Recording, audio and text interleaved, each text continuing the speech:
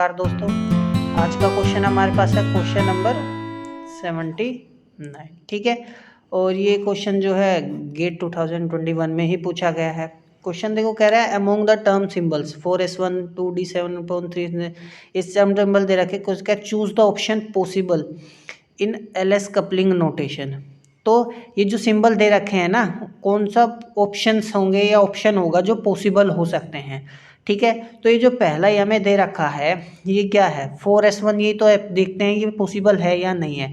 अब ध्यान से देखो, हमारे पास मल्टीप्लिसिटी कितनी दे रखी है 4, तो यानी 2s+1 का वैल्यू कितना दे रखा है 4। समझ में, 1 इधर चला गया 3 बचा, तो s का वैल्यू हमारे पास कितना आ गया 3/2 आ गया। कोई डाउट है समझ में? अच्छा, अब देखो ये क्या दे रखा l का वैल्यू हमारे पास क्या s है ना, s के लिए क्या होता है 0। ठीक है, तो इसका मतलब है हमारे पास j कितना आना चाहिए, j आना चाहिए हमें। देखो मिनिमम मैक्सिमम दोनों यही आएगा, जोड़ लो घटा लो कुछ ही कर लो 3/2। लेकिन यहाँ पे कितना आ रहा है j का वैल्यू 1, तो लेकिन आना चाहिए था 3/2, तो ये हो ही नहीं है। तो among the term choose the possible LS coupling, तो पॉसिबल पूछ रहा है, ये नहीं हो सकता। बात करते हैं इसकी। अब देखो 2s+1 का वैल्यू कितना है 2, मल्टीप्लिसिटी कितना है 2 है।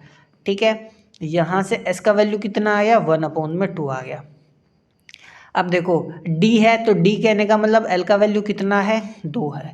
इसका मतलब j का वैल्यू कितना आएगा, देखो मिनिमम वैल्यू का 2 - 1/2 करोगे तो कितना आ जाएगा 3/2 आएगा। मैक्सिमम वैल्यू कितना आएगा 5/2 आएगा।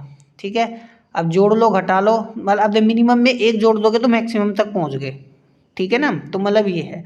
तो यहाँ के दे रखा 7/2, तो 7/2 नहीं हो सकता है ना, 5/2 या 3/2 हो सकता था, तो ये भी नहीं है। अब बात करते हैं इसका। अब देखो यहाँ पे 3 है मल्टीप्लिसिटी, तो मल्टीप्लिसिटी 3 कब आएगी 2s+1 3।